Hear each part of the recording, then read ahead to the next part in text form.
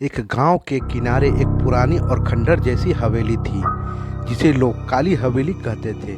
इस हवेली के आसपास के पेड़ पौधे भी जैसे डर से झुके हुए लगते थे। गांव वालों के अनुसार वहां रात में अजीब अजीब आवाजें आती थी, किसी की रोने की, चीखने की और कभी कभी खतरनाक हंसी की। कोई भी वहां रात तो दूर दिन में भी जाने की हिम्मत नहीं करता था। कहते हैं यह हवेली करीब 100 साल पुरानी थी, जहाँ कभी ठाकुर रणबीर सिंह नाम का जमींदार रहता था, जो अपने अत्याचारों के लिए कुख्यात था।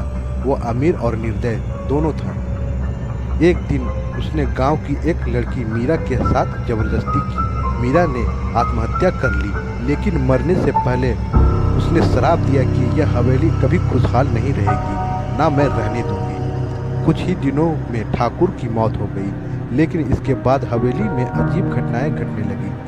ठाकुर का परिवार धीरे धीरे वहां से भाग गया, परंतु कहते हैं कि ठाकुर की आत्मा आज भी हवेली में भटकती है और मीरा की आत्मा हमेशा बदला लेने के लिए ठाकुर के हवेली के आसपास मंडराती रहती है।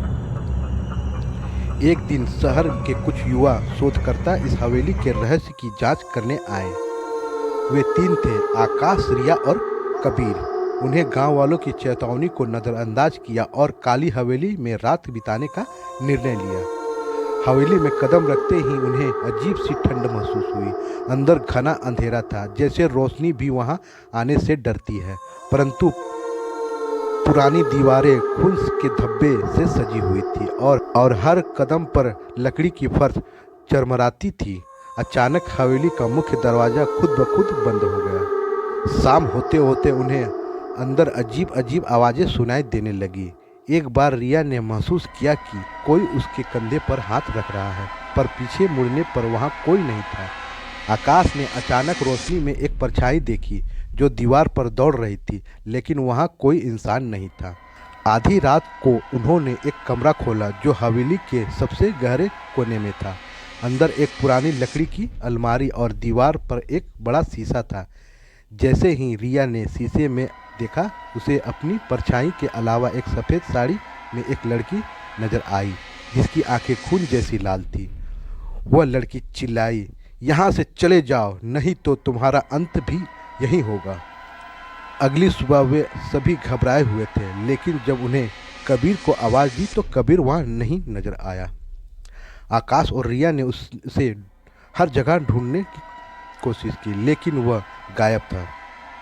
तभी उन्हें सीढ़ियों से किसी के खून से सने पैर के निशान नजर आए।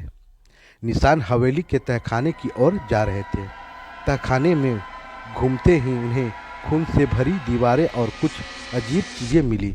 काली मोमबत्ती, इंसानी हड्डियां और एक खून से सना दर्पण। तभी उन्हें कबीर की आवाज़ सुनाई दी, बचाओ! पर जब वे आगे बढ़े तो कबीर उन्हें उल्टा छत से लटका हुआ मिला, जिसके चेहरे पर भय अस्थायी रूप से जम चुका था।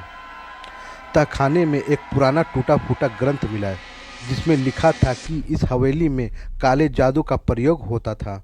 ठाकुर रणबीर सिंह ने अपने दुश्मनों और गांव वालों को डराने के लिए इस हवेली में कई आत्माओं को कैद कर रखा था। इन आत्माओं में सबसे शक्तिशाली आत्मा मीरा की थी, जो अन्य आत्माओं को इंसाफ दिलाने की कोशिश कर रही थी।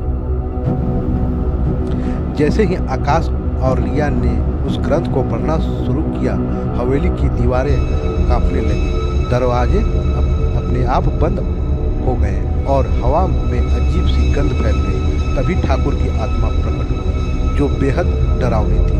उसकी काली आंखें और जलते हुए हाथ देखकर रिया चीख पड़ी।